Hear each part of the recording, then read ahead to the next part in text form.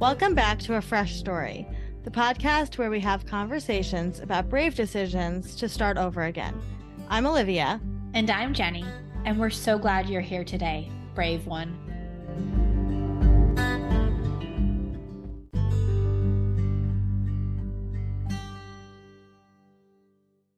Hello, Jenny. Hi there. So we have a special episode for you today. We like to, as we plan out the season and we're trying to kind of figure out the balance of guests and stories, we also like to share our stories. And, we thought what's something we get a lot of questions about over at Fresh Starts is career changes and job changes. I have kind of become this de facto person in the marketing world right now. I share a lot of job postings over at Yentalist. I do monthly threads on Twitter for people to share their freelance information. We kind of are a little bit pathologically obsessed with helping people find jobs and placing people in jobs. I think that's something we get from our father, maybe. I have no idea, but you reminded me that I owe an email to somebody about setting up.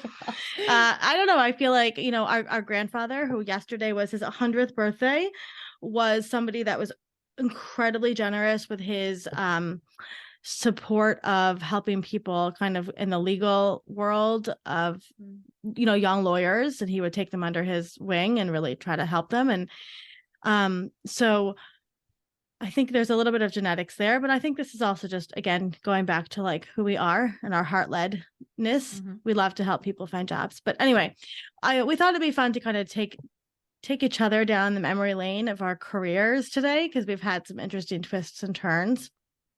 Yeah. So, as the older sister, I will start. We went to the same high school. I had a little bit of a tricky time in high school socially, and I found solace within my studies of Latin. Well, I would say it started before that. We went to the same middle school where Latin was mandatory. Our Latin teachers weren't great. No. In middle school. No, I had a horrible Latin teacher for 6th grade. I had somebody for... You liked your 7th and 8th grade Latin teacher, Mr. Minson, who I'm still friendly with. He was great. And we actually separated the Latin classes. So there was a Latin class A and a Latin class B, and I was in A. And it was the first time I really felt like I could do something really well. Isn't it so funny what happens if they just tell you that you're in the fast track, like what that does for you? Yeah. That happened to me with math too. Yeah. And we actually, I stayed at our very, very small private school through 9th grade. And so my Latin class was me and another girl. And we basically were doing AP Latin in 9th grade. And my point is that you looked back at your 6th grade Latin teacher, 6th or 7th, and you said, I can do this better. Yeah, I knew I could teach Latin better. I knew that I really enjoyed Latin. I loved Latin. I loved Roman history, loved classical history. So you were a 13-year-old that knew what you wanted to do. And so let me put it this way.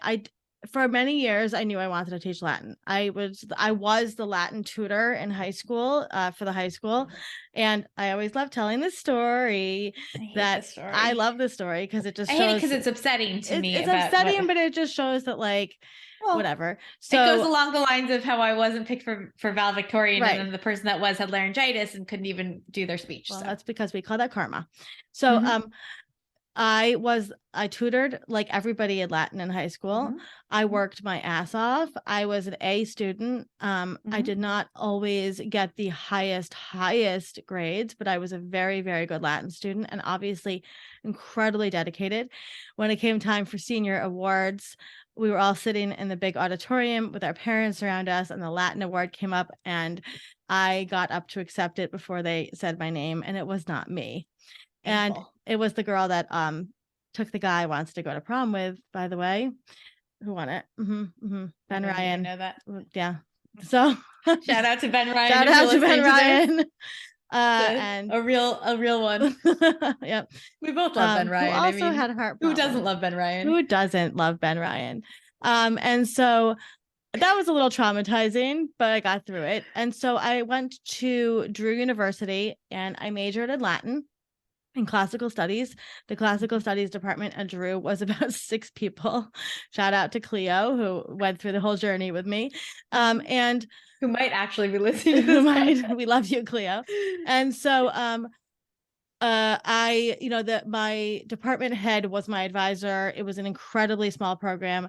The thing with Latin that people don't really talk about is that you don't speak Latin, really. You read Latin, you study Latin. And so for me, Latin was encompassed really like my love of poetry. It was comp lit is what you were doing, basically. Right. Yeah. So you were doing comparative literature. Did a lot of studying about art history, classical studies, all of those. Now, that being said, Drew University at the time did not have an education degree. And I really didn't I knew I wanted to teach it, but I didn't really know I wanted to teach Latin. So I wasn't until my senior year at Drew, when I became the house advisor, that I really fell into my love of education and doing bulletin boards and creating bulletin boards. Mostly the bulletin boards. And so I graduated college. I took a year off. I did a lot of community service. I did some stuff with the family and really tried to redid our bedrooms. I did. I really tried to figure out my next move. And I remember I called into a psychic on the phone, and I got through his radio show, and he said, "You're going to teach." And I was like, I don't know. I was like, I don't really want to teach. I don't know.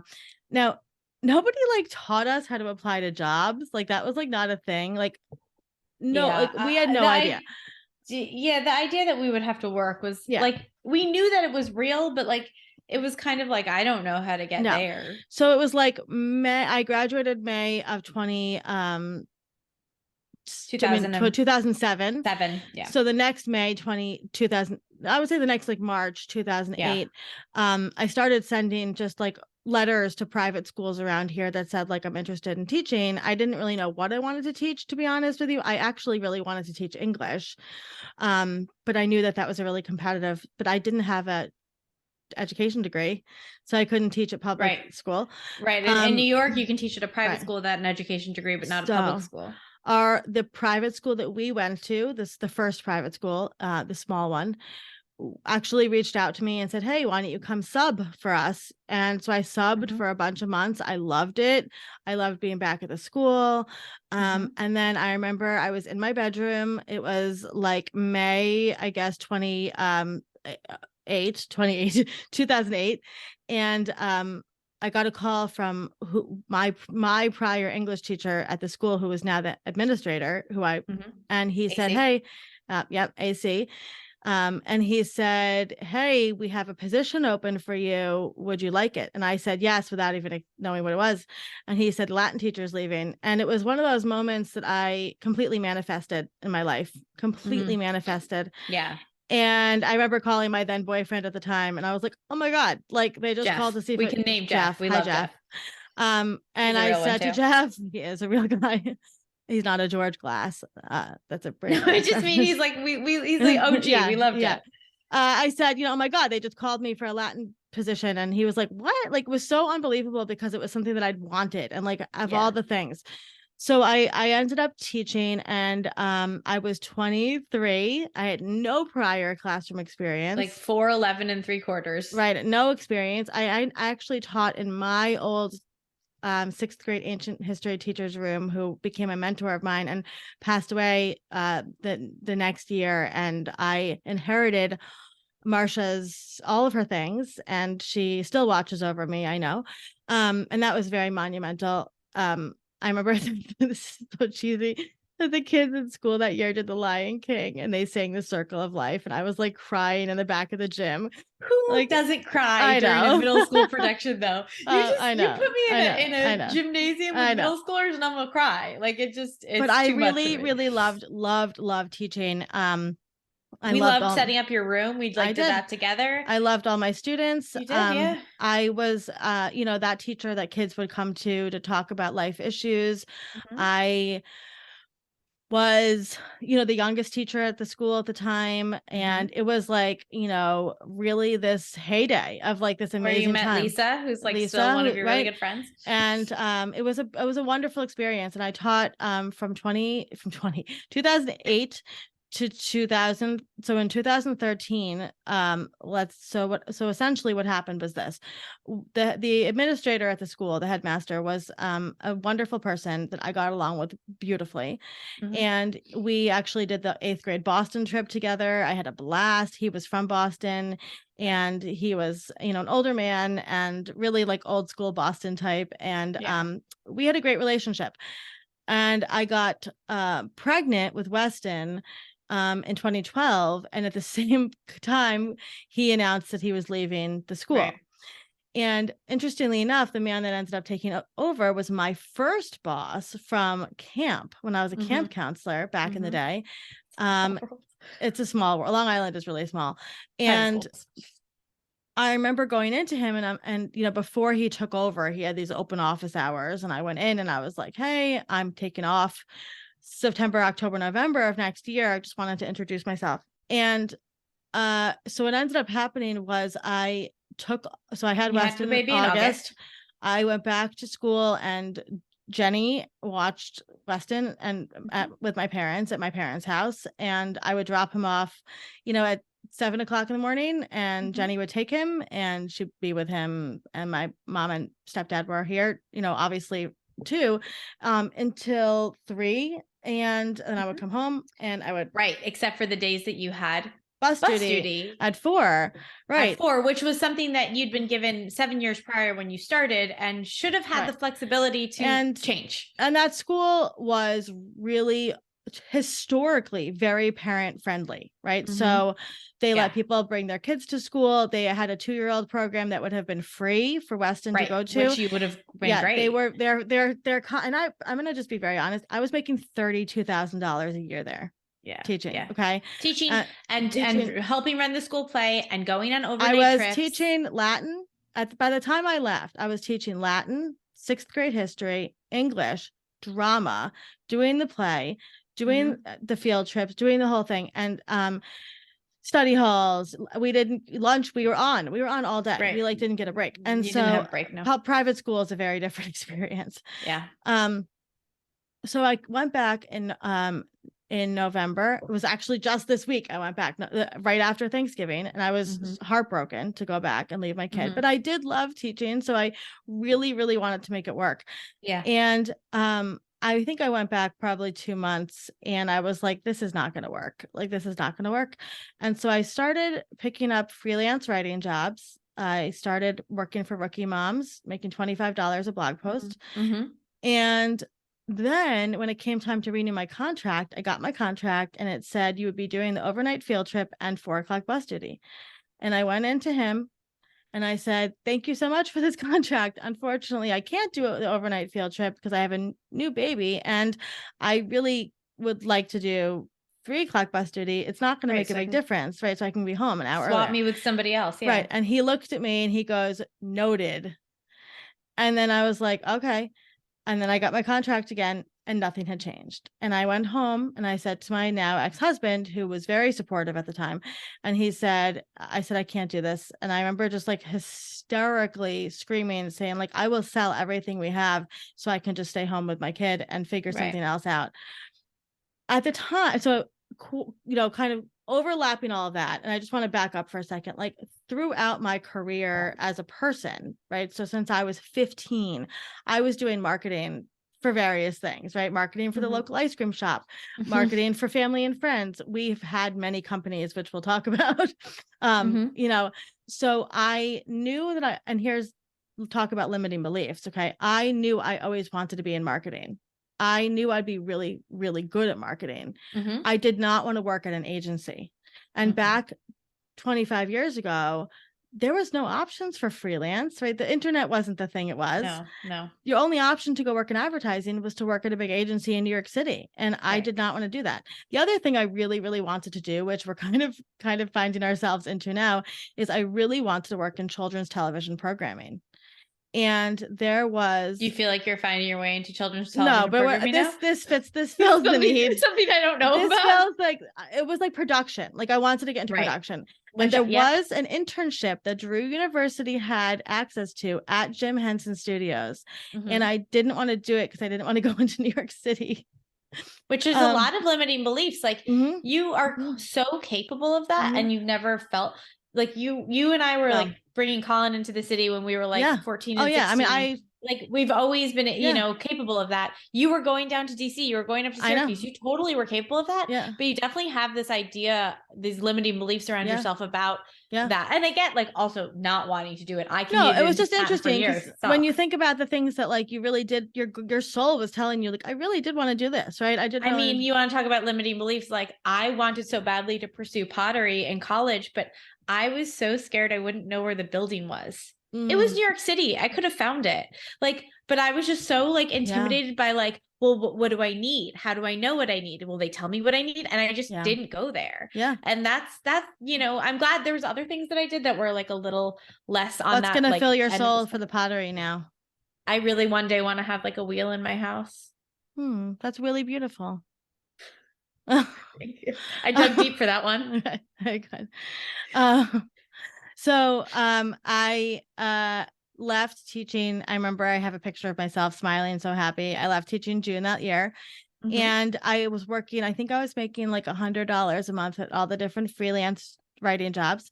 And I marched into the local gluten-free market here with Jennifer. Jennifer's now a Fresh Starts expert. Fresh Starts expert, yeah. We love Jennifer. And I said, hey, I knew her because I had shopped at the market. And this was when Facebook was the predominant social media platform. I said, Jennifer, I will do your Facebook for free for a month. And I will, you know, just to show you how it goes. And she said, okay. She took a, you know, these people in your lives that take risks on you, like take gambles on you and chance on you. And there's a few women that have done that really have changed my life. And so I started doing her Facebook, and I would bring Weston with me. I would take pictures of him with the gluten-free food, and I would create graphics with Pick Monkey, and you know, all these and Photoshop. We did learn how to use Photoshop in high school, thank God. And she was my first client, and then you know how the universe does things. I and a friend of mine wanted to start a book club for moms who were educators. And so I happened to go to book review and pull a book off the shelf that was called Parent Fatigue Syndrome, that I thought was about being tired, but it was actually about how parents are overworked and burnt out. And we were going to have this book club. Didn't know it would be your future. No. And exactly. And my friend that I was working with invited another friend of hers who was a lawyer, Randy. Randy came to the book club meeting and goes, oh, you do social media? My law firm needs social media. She hired me on the spot. And then and I turned the book over, and the author was from Long Island. We invited her to the book club, and she hired me to do her events and her marketing. And so I had an agency before I had a website, and it really took off from there. And I taught myself everything about social media and marketing and Instagram. And it was amazing. And I loved it. And I would work, you know, at night while Weston slept. And during the day, I would try to get new clients and, you know, just really taught myself everything. And then the other person who really changed the course of my career was Monica Banks, who was another local mom. And she was also in marketing. And she reached out to me because she was working for a baby company that needed reviews, and I'd started doing reviews for her. And then she hired me to do blog posts and manage the Twitter for Goo Goo Guru. And then I became second in command there and learned everything I know, like big time, from working with Monica. And that's where I got my chance to work with celebrities. We used to seed products for celebrity baby showers, and I worked with celebrities on their baby registries. That's where I learned all the influencer world, which then seeded, and then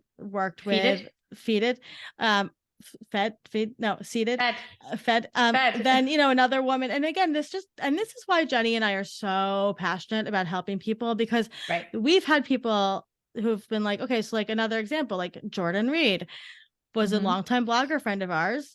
And I reached out to Jordan many years ago. I said, hey, you could be doing XYZ with your platform. And she goes, well, how much would you charge to manage all this stuff? And I told her. I started working for her. Her influencer agency decided to not continue her contract. And she called me and said, do you want to manage me? And I learned how to do influencer management. I ended up managing over 20 influencers who were big time influencers over the, you know, a course of 4 years. Taught myself public relations, you know, so I just always followed my intuition and kind of always said It's yes. funny for somebody that has so many such limiting beliefs. Yeah. You also have so many like you just you just do stuff, and like Mhm. you're like not afraid to be like, yeah, I do that, or yeah, I can do that, Yeah. or like, and I think in a way that like I sometimes like cringe when you say that, because I'm like, we don't know how to do that, but then I just trust you because like we always figure it out. And it's funny because like you like, just to Yeah. bring it back, like you've been on a train at 15 taking Colin into the city. I'm not going to say taking me because I was with you I there. mean, I was I with taught co-parent. myself many Like you cities. were Yeah. you but like no, my point is like you did that so many Mhm. times. But then if you said to you, do you want to go into the city? You'd be like, no, I don't know how to do that. That's Yeah. too scary, right? Whereas you'd be like, do you want to negotiate a contract for like this person? You'd be like, yeah, I can Mhm. do that if you've never done it. So I mean, it's funny. I guess the common thing I'm seeing is if you have to leave your house or I not. hate leaving the house. And I mean, we managed influencers. We worked with thousands of dollars with Chase Bank, with Domino's or Domino's? Domino's. We worked with Google Guru and Taco Bell. Yeah. And but I'm trying to think, the orange, what's the parade? Orange Bowl? The Orange Bowl, we did influencer stuff for, so we did a ton of stuff there. And yeah, Mhm. I believe, look, producing a podcast, like I can do all these things and I love to do all these things. Yeah, you're very I, capable, and it's amazing to me I how just, capable you are. I love media. I love media. I Yeah. love the connections of media. It's funny because the first place that I ever felt like I was home in a work kind of way was when I was on a movie set with my friends in college, and I was like, this is what I'm supposed to be doing, Yeah. casting. Yeah. And you're very good And at that. and producing. And so I also, and like I found my way. We'll get to that. But like Yeah. I just think that's funny, like we both feel very comfortable in a media I do. I environment. love media. And so anyway, so we have obviously had the agency for 10 years, and Jenny came on board in 2020 Mhm. and raised our client base by 200%, I think, right? We Yeah, I doubled it. completely doubled our clients. We have worked with global companies and Yeah. food companies, and it's just, I think it really, going back to Magali's episode, just saying yes, right? You just got to Yeah. say yes. I mean, I Yeah. remember when our friend Izza called us and said, hey, I'm putting a pitch in for a television show. They need a social media lead. I never worked on Mhm. television for social media, and that led me to incredible opportunities. Right. Another To one of my Katie Couric's friends, apartment. right, to Led you Katie to Couric's being in Katie apartment. Couric's Yeah. apartment, which is like a very I cool mean, experience and to at the have. time I was charging, I had no idea what people charged, right? So I was Right. undercharging. And then another dear friend, Amandine, she said, I put you in, a lot of this stuff again is people shouting your name when you're not in the room. Yeah. And she said, I put you in for, I'm doing email management for a new company. I put you in to do the social media, and I doubled your price for you. She Yeah. said, I doubled your Yeah. price. And from there, that completely changed my business. Right. Right. So, That was something that I like we talked about when I came on too. yeah. We say like we I knocked my microphone.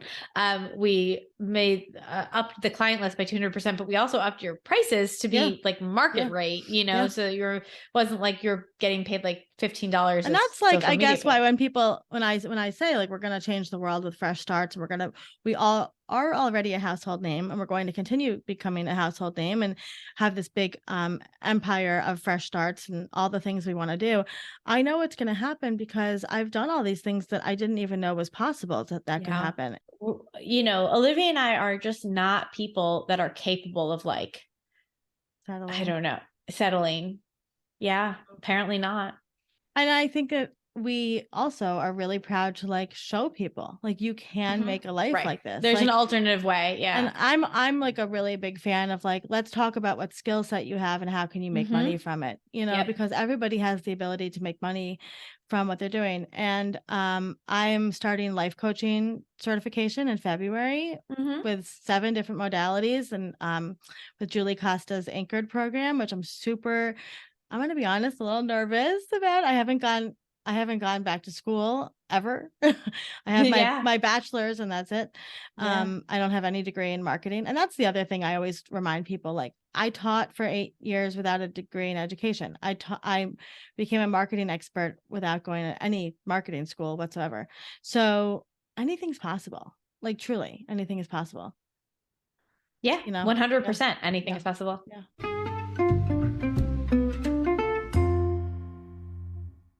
Are you an expert that supports people going through life changes? Are you passionate about helping people live their best lives? Are you ready to reach bigger audiences, new clients, expand your digital footprint, and get your name in the press? If you answered yes to any of the above, it's time to join the Fresh Starts expert community. The Fresh Starts expert community is here to support you as an expert so that you can reach the clients that need you when they need you. Membership in the Fresh Starts expert community fully supports you in establishing your brand as an expert, building your digital footprint, and bolstering your online presence.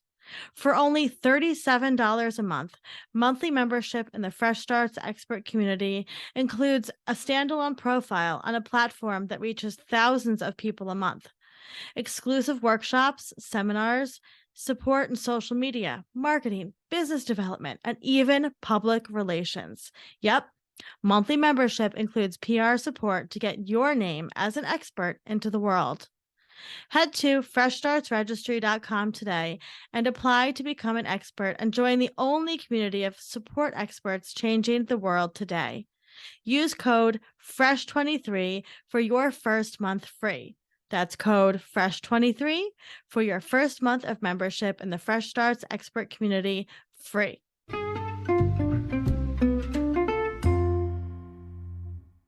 We've always been entrepreneurs, right? Like from the time we were children, we used to play real estate broker and travel agent for fun. Our grandmother would get us brochures, right? And she would, and we would sit there and she would give us old telephones and we would sit there and say, hello, what do you need today? Where do you want to go? Where do you want to go?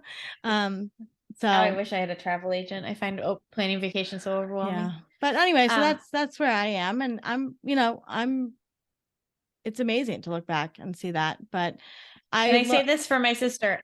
If you would like to talk about what you're doing in your career, Olivia would love to talk with you, the listener, about that. Yes, I would. About where to go. She would love to talk about it and make suggestions. And I always love helping people. And, I will say too, like everything I learned from one job applies to another job, right? Like that was what Magali was saying in her episode. And I really like that because, sometimes you get into a job and you feel like the skills don't translate anywhere else. And I can talk about that when I talk about mine, but like nothing is a vacuum. You don't do anything in a vacuum. And I think that was something that was really interesting in conversation of founding Fresh Starts, and what that came to be, because when we conceived of the idea, it's very different from what it is now. And I do give major props to Meg O'Neill, because she's the one that said to you, like, well, you have all these skills. Why are you not applying them to your experts? Why are you not helping them with social media? Why are you not helping them with PR? You've done all this stuff. Why are you like not? And it was like, oh yeah, like these things, social media, graphic design, marketing, PR, right. All of that business development is really helpful to our experts. And I think it's something that makes them like, it's a huge draw to becoming a Fresh Starts expert. Yeah. And that was something that we needed somebody else to be like, you have all these abilities. Why are you not using them? And again, that goes back to having that people to shout your name, shout your name. Yeah. So Jenny's had a very interesting career. So I start from a really different place, right? I start from this place of never knowing what I wanted to do. And like I had alluded to before, sort of knowing I'd have to have a job because we didn't come from a situation. Livy and I are incredibly privileged. Let me say this. We are very lucky girls, private school education, college, like very, very lucky girls. But we still needed to work. Like it wasn't like, we're not like, we're not that privileged. We're not like that privileged. I wish we were. I always knew I had to work. I never knew what I wanted to do. I've always been a person that was really good at math and science. And so I had a lot of people encouraging me to go into engineering, which is funny because I ended up choosing a university that doesn't really have that's not known for its engineering department. I went to NYU. That might not be true, by the way. But you did go to NYU. That is true. I did go to NYU. That is true. And I majored in things that were completely useless to like any sort of career. Well, I thought I majored in religious studies with a minor in Russian. But I was one credit short of being a major in Russian. So I usually just say double majored in religious studies and Russian. That's what I say about sociology. But I figured I'd come clean on this year podcast. And then after I graduated, and it was interesting, the religious studies department lead, which it's funny, I chose a huge university and a really small underfunded department to major in. But the lead of the religious studies department used to say that at least once a week she would get a call from a parent and they'd be like, my child is majoring in religious studies. What the heck are they going to do with this? And she said, well, we're teaching them to read, write, and think. And I do feel like I got that from there. You're a very good writer. Thank you. So I wanted to be a poet. That was what I wanted to do when I was in college. I have poems about it. They're not very good, but so I'm better now. So anyway, so I graduated, and again, I speak to this as Olivia and I are very privileged. Our mother opened her home for both of us, all of us, after college, and said, like, she was a really hard worker, our mom, in school, and she was exhausted after college. So she recognized how exhausted we would be after college and really was like, take the time. So the thing I chose to do, 2009, graduated into the recession, was be in a bad relationship. And that was what I did for a year. I went to Paris with my dad for New Year's, and I went to Edinburgh with my mom in March, which thank God, right? Because that's where I met Thomas. But in about May of 2010, I started applying for jobs. And a job came up at the Unitarian Universalist Fellowship of Huntington. It was an office administrator job, 30 hours a week. So it wasn't full time. So they didn't have to give me benefits. And I got it. I went through like a really, really rigorous interview process for such a ridiculous job. And it's funny because like I was so bad at that job. Like I was fine, but like they would be like, we email you things and like sometimes you answer and sometimes you don't, and sometimes you do it and sometimes you don't. And I'd be like, well, I can't work in this environment. Like I just was 23 years old. I remember coming to visit you there. I was a mess. I loved working there. It was a really cool place to work. It was mostly volunteer run. I loved the director of religious education. Carolyn was wonderful. And I liked talking. I would just love talking to her. I think you like doing the events too, right? Like I mean, I liked doing like most of the job, but like, it's funny to think about, like, I hated checking the voicemails on the hallway phone and I would put it off until it was a problem. Like, why did I just like was 23. I don't have any excuse except for being 23 and just being an idiot. And I was there for about a year and then I just like didn't want to do it anymore.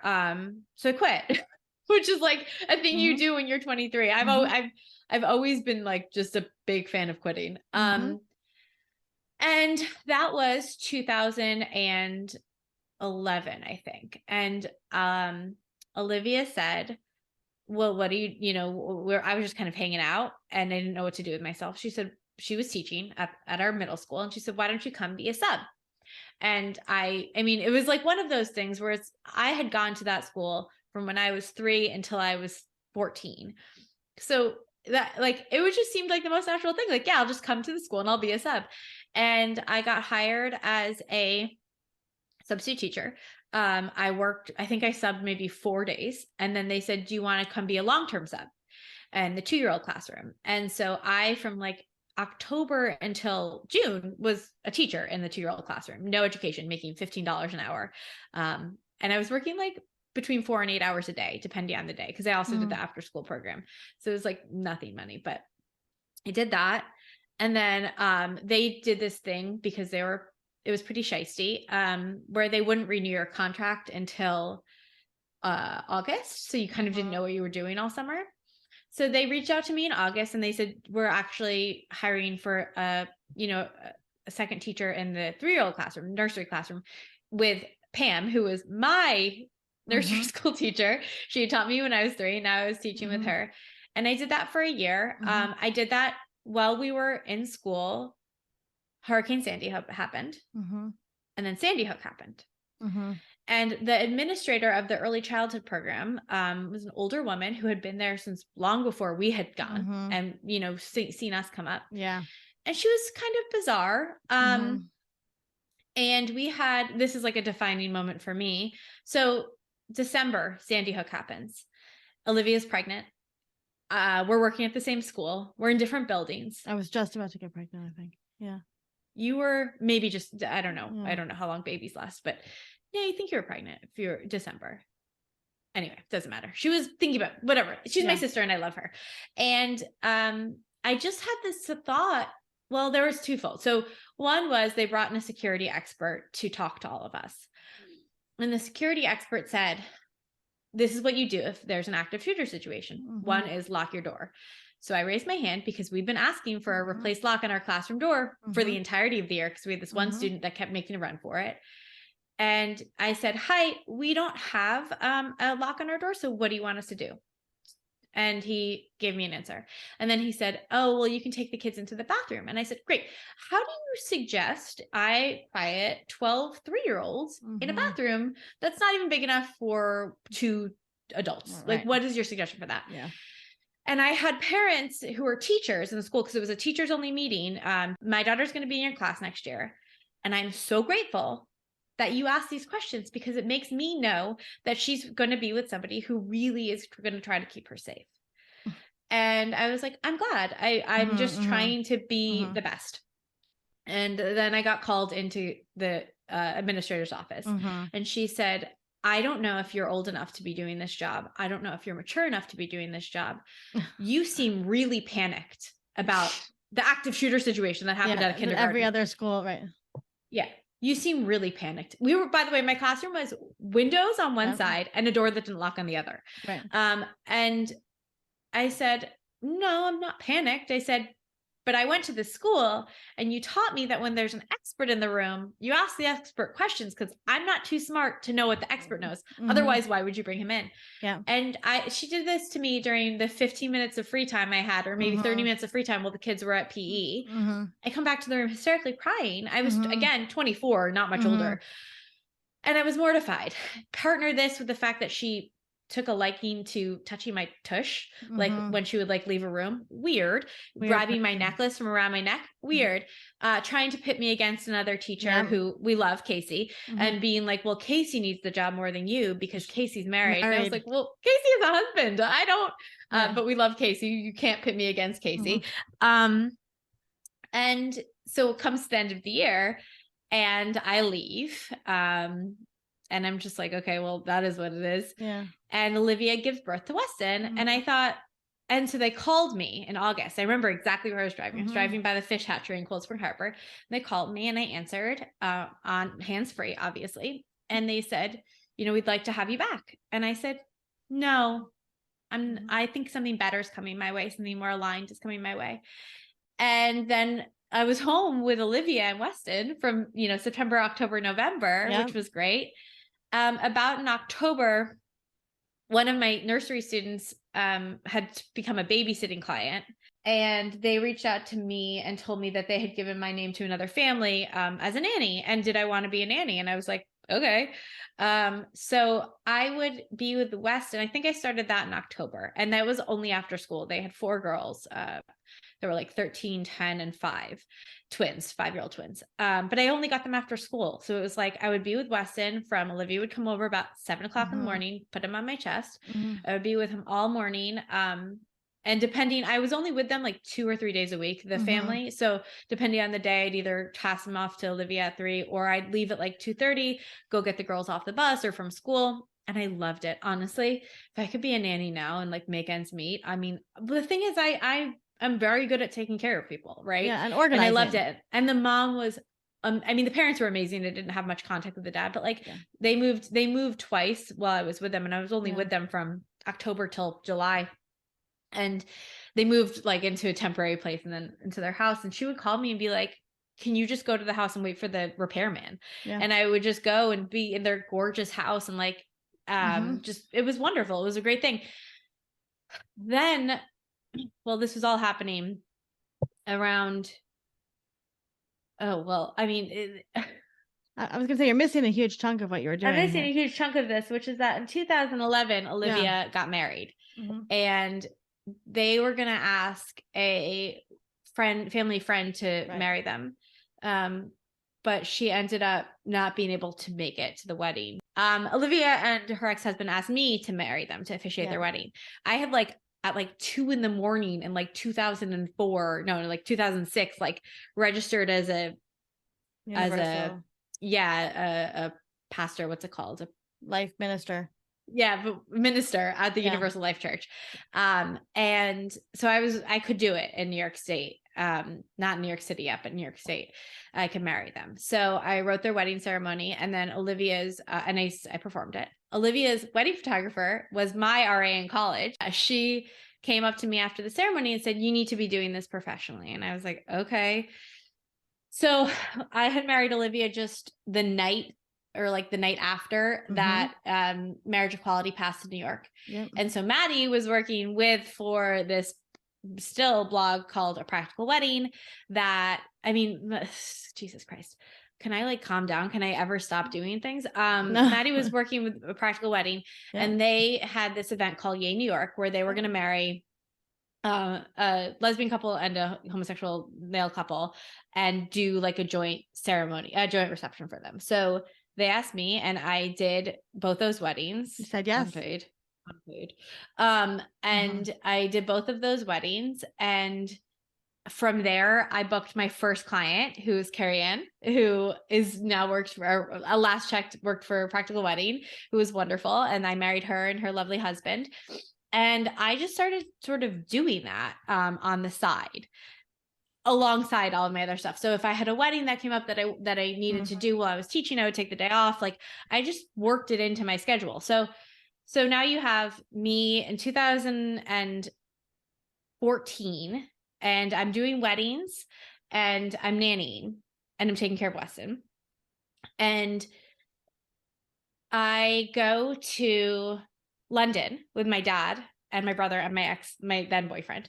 And while I'm in London, I get contacted by a production agency saying that they're producing this TV show. It was like a German or Danish, Swedish TV show that they're bringing to the States. It's called Married at First Sight. And they're looking for a minister Married for their at wedding. First Sight, in case anybody knows the first show. And so I, again, unpaid, because I wanted to do it so badly, but like, it was this moment where, because most of my weddings were smaller, they were more like elopement style weddings that were really very much about the couple and the marriage and the love. At the time, wedding officiant, like you were doing, was not a thing. It was not a thing. It was me and like old men and like failed actors. Like, that was it. And our friend Jessie. And our friend Jessie, exactly. And our friend Jessie. And like, there was no other, like, now you look around and there's like young women that are officiants. Yeah. There was nobody else. And I would have people say the rudest stuff to me. Why did you get this job? Why would they hire you? And my thing was like, I'm like the friend that isn't going to get drunk at the wedding, but like, I'm kind of, you did the job. You did, yeah. Exactly. Like, if you want a friend to marry you, but you don't have that friend, I'm your friend. And so they asked me to do it. I remember they asked for my social security, and I was like, my dad was like, you don't have to give them that. They're not paying you. They don't need that information. But it ended up, like, what ended up happening was that I made my ex drive me into the city, because I was living on Long Island. He drove my car into the city. I made him circle the building because I was so afraid I was going to get like my kidneys taken. Like, I thought it was a scam. It was real. I married Jamie and Doug. Yep. And then I married Courtney and Jason and Monet and Vaughn, who I don't know if anybody remembers them, but Monet and Vaughn. And we'll put when we post this on the videos, feed, we'll put the video. And the funny thing is, I had applied to some jobs, and I was starting a job a graphic design job that I went to for one day, the Monday after. And because of the way marriage license work in New York, they had to go get their marriage license after they were married. And then had to have a minister sign it. So like, basically the ceremony you see on TV was not really like official. It was like what's the word I'm looking for? Like, I don't know, performative. It was a show. Yeah. And so they needed me, the minister, to come back after, get them to say, I do, which is the only legal part, and then sign the paperwork. I had a job starting on Monday and I couldn't do it. And I didn't want to lose the job. Again, they didn't pay me. But my dad is a registered officiant in New York too. So I sent him, shout out to Dad for that one. So Dad really married Jamie and Doug. Dad married Jamie and Doug, and Courtney and Monet, Courtney and Jason, I think, or maybe just Monet and Vaughn. Somebody else like left for their ceremony early. So, but he said he didn't think that Doug was going to do it because he was like in the bathroom forever. But shout out to them. They Yes, lasted. Jamie and Doug, True so love. proud of you guys. Because they also, my little secret from this is that the production team had to tell me to stop making the guys comfortable because they brought the grooms out like long before the bride, but like they wanted the anxiety, the tension, the awkwardness to build. And like my natural instinct is to make people comfortable. So I'm like chit-chatting with the dudes and they're like, yeah, you gotta stop. Maybe that's why they didn't bring me back, or, you know, maybe that's why. Anyway, so I'm doing that. And then simultaneous to this, my ex goes out to drinks with a mutual friend or his friend. And the guy said, you know, my company's looking for a graphic designer. And my ex, bless him, was like, Jenny can do that. And I'm totally self-trained graphic designer. Like, I've never had an education, as I said earlier. Well, you did like, take Photoshop in high school. We were trained in Photoshop. I don't think that really counts as graphic design. No, but I think that other people don't know Photoshop, and that's true. And I didn't take photo. I learned. We had Photoshop from the time I was 10, and I was teaching myself. So and you have a very good design eye. Thank you. Yes. And so I went in to go do an like they called me and brought me in, and I met my boss. And he said, how much do they pay you to be a nanny? And I told him, and he said, okay, well, I'll pay you. I think he said like $5 an hour more than that. And I didn't really know what the company did at the time. What they did was event technology. So they built like apps and events and activations for large corporate, mostly pharmaceutical events at the time. They branched out into other stuff later. And I loved it. Honestly, I loved it. First of all, I was part-time at first, and then ended up happening was that I was on calls while I was nannying, and I was like, these girls already have a working mom. Like, they don't need somebody else like doing this. So I started that job in April. By July, they wanted me to travel for work and to travel to Vegas. So I quit my nanny job to pursue this other job. And those first few months were like, I was literally going to Vegas for a week, coming back on the red eye, sleeping at our dad's apartment, running out to a Central Park like elopement, coming back, sleeping, running out to like a Sunrise Central Park elopement, getting back on a plane and going like to Chicago or DC or something like that. It was crazy. And I at some point you have to stop doing that. So I stopped offering my services as much. And actually the funny thing is there once was a wedding that came up that I couldn't do, but my boss was a registered officiant. So he went and did it. And I really like, I loved that job. I, for the first time in my life, felt like I was with kind of people that were like me, that were like nerdy and like very online. For whatever reason, I don't attract online friends. Like, so all of my really close friends are like perpetually offline people. And I'm a perpetually online person. And so I loved it. And I really threw myself into it. And I had not a fucking boundary. I was answering emails at night. I was answering emails whenever. Yeah. And which was really unhealthy. Talked about this on Danny's episode, right? We did. We talked about this on Danny's episode. Like, it was so unhealthy. And like my boss would then like be like, you have to have boundaries. So then I wouldn't answer his email, but then that was the email I was supposed to, like, I never could get it right. And he and I had a very like close relationship, but that wasn't healthy either. And that sort of all so I was there from 2014. It felt like a long time, but I was there like you were like, you really became like second in command there in a lot of ways. Well, I thought I was. And and he often thought I was, and then he didn't think I was, and I was supposed to intuitively understand when I was and when I wasn't. And I was supposed to intuitively understand. I was just talking about this weekend, like that he would tell me things about how I should handle my billing. And that wasn't for other people. That was just for me. And that was confusing. And it was never clear until I was being scolded for doing the wrong thing. And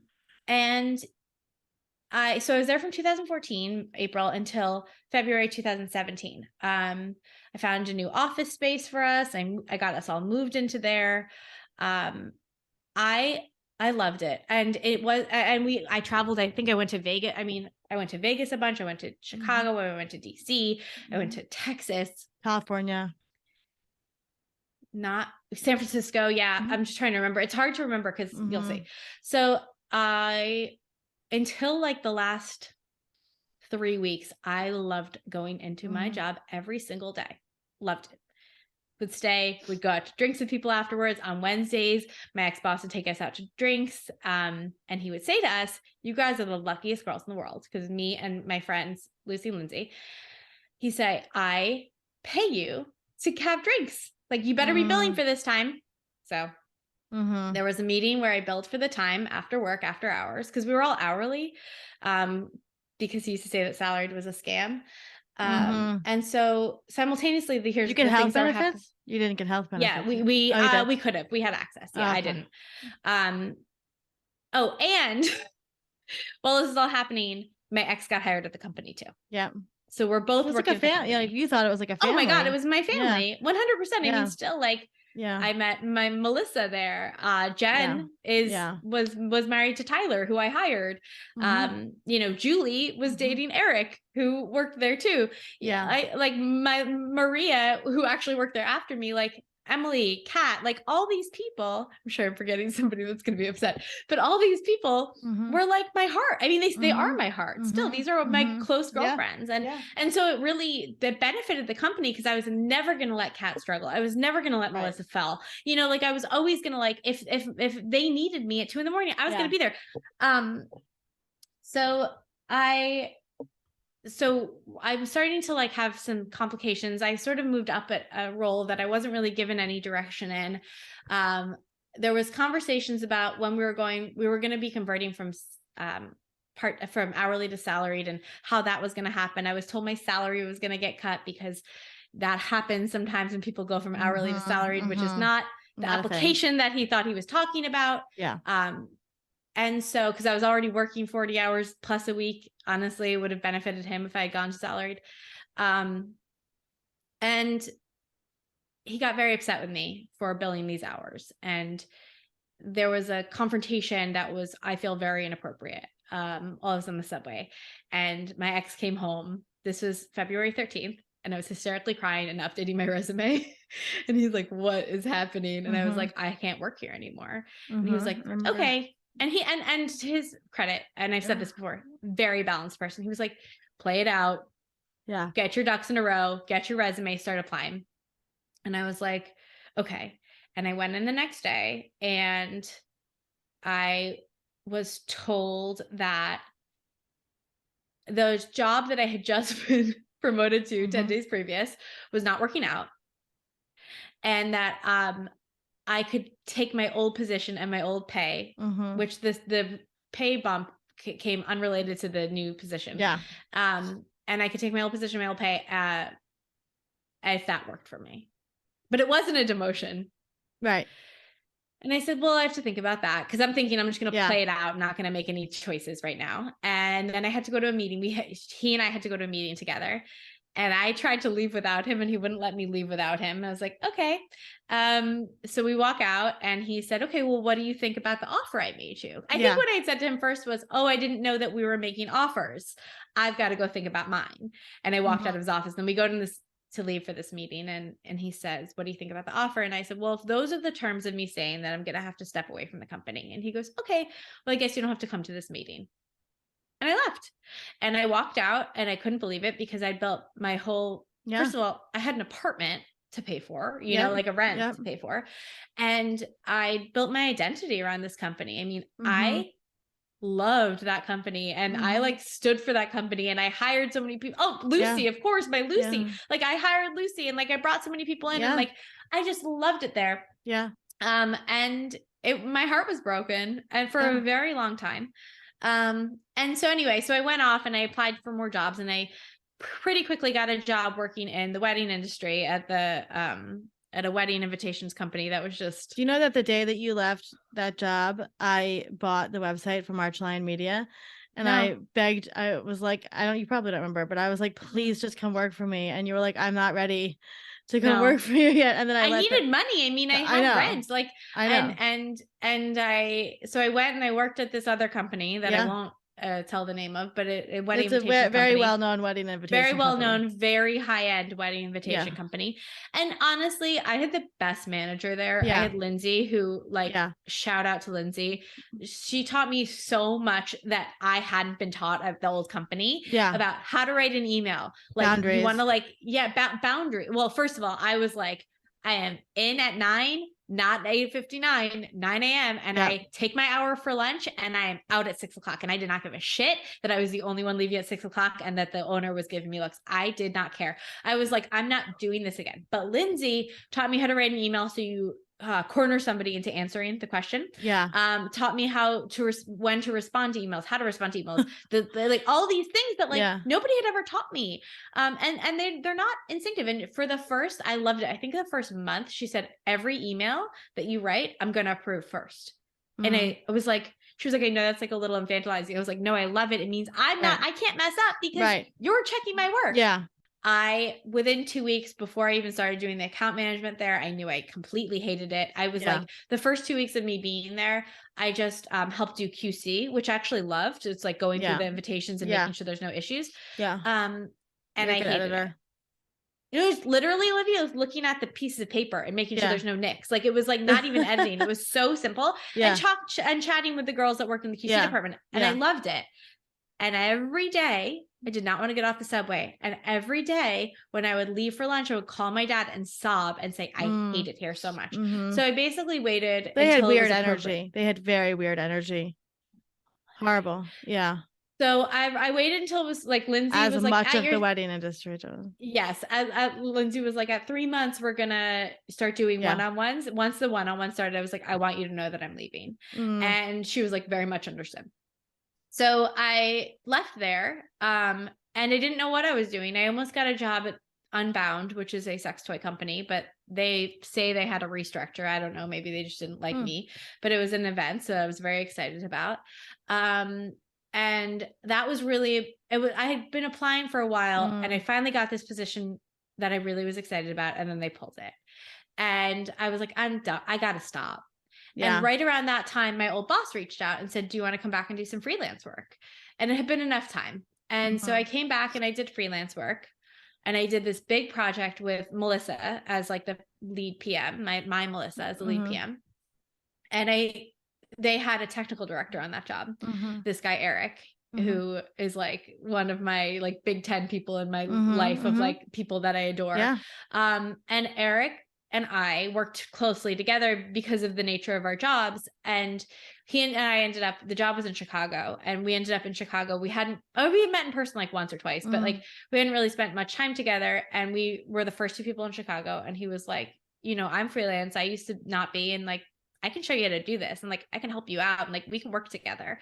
And, we did. And we produced 2 BlizzCons together, HPE Discover, a bunch of other events, and then the pandemic. And so I was on the road.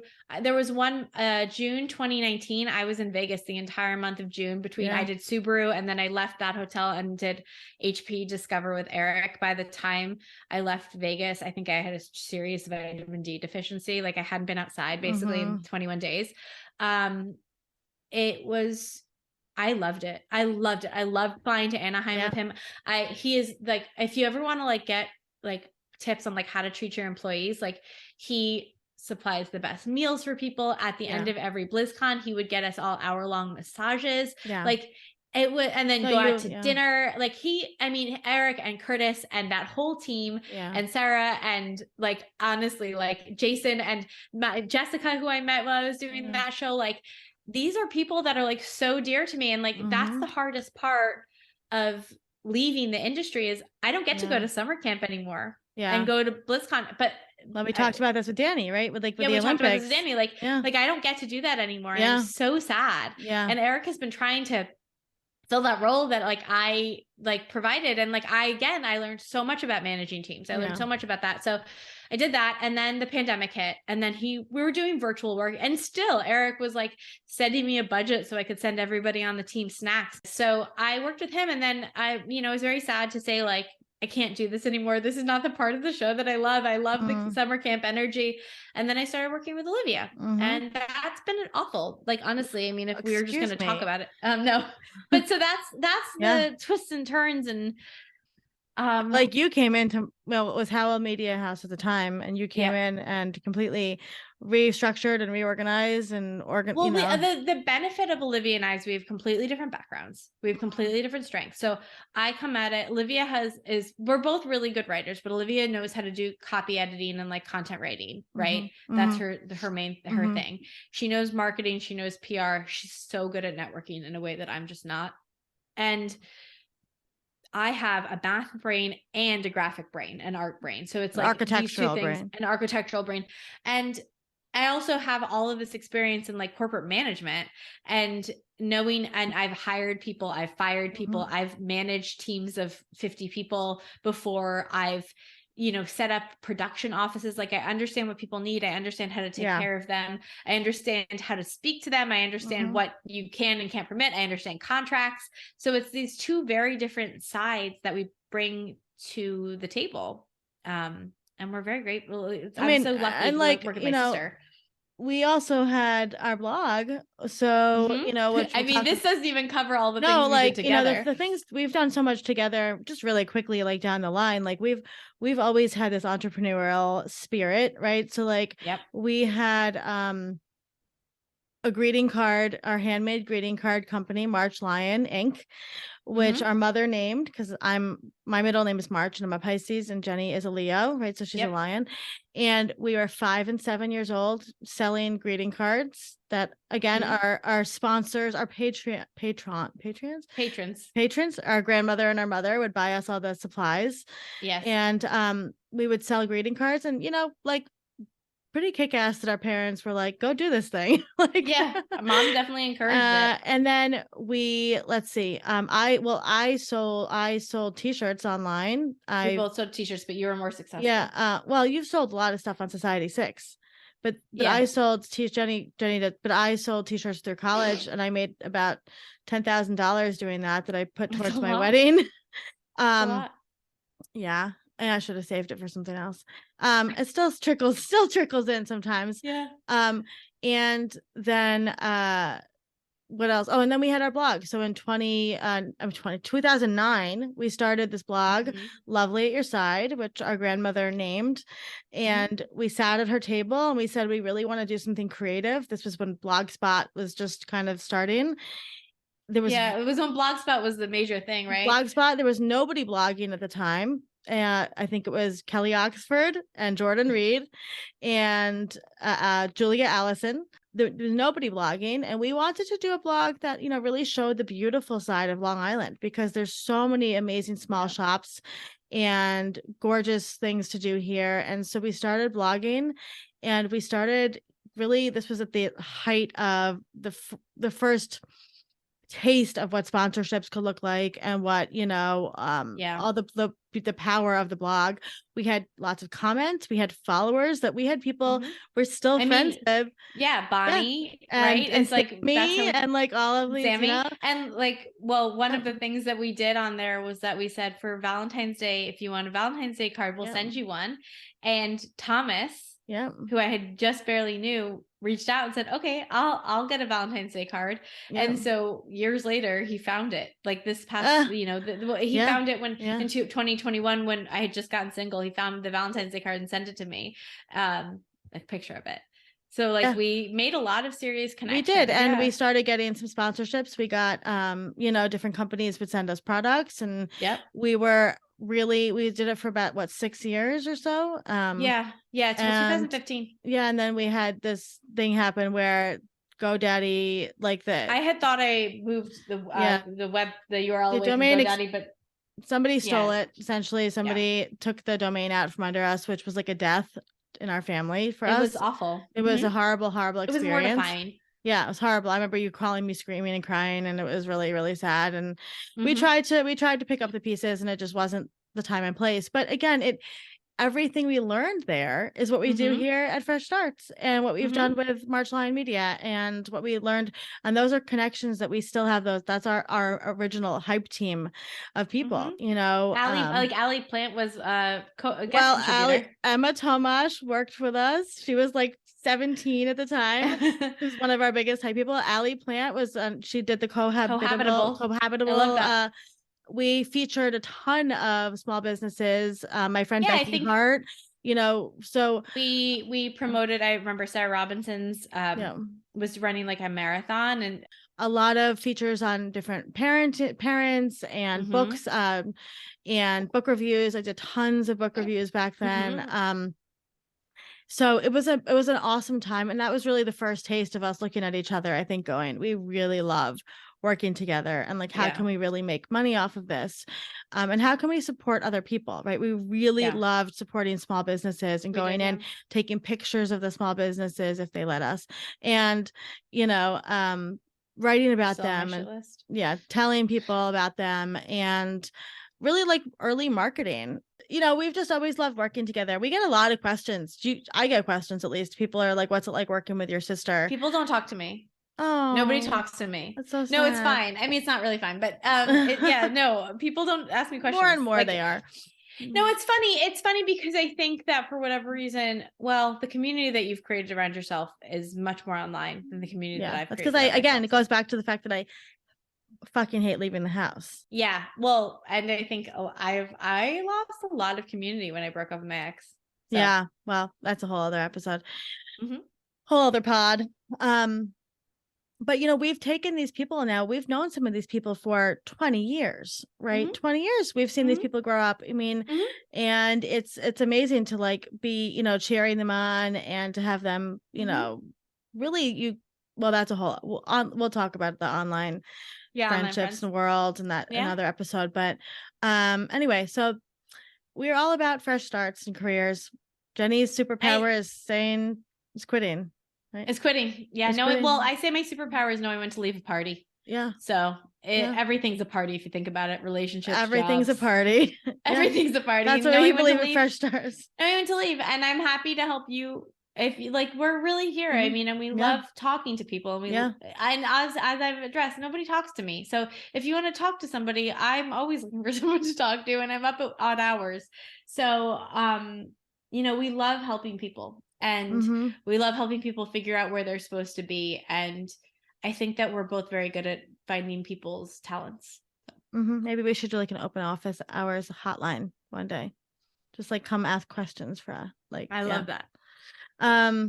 Anyway, so if you are somebody that is thinking about leaving a job, starting fresh, like, taking a chance, we're here to help you. And if we can't help you, guess what? We have a lot of experts that are here to help you through things. We have the expert resource guide, business coaches, amazing resume coaches, life coaches, mindset coaches, business lawyers that will help you set up your business. So, we're here for the long haul to help everybody through everything. Anyway, we're proud of you and we love you. Thank you for coming. Thank you for staying. If you've made it this far, we're just glad you're here.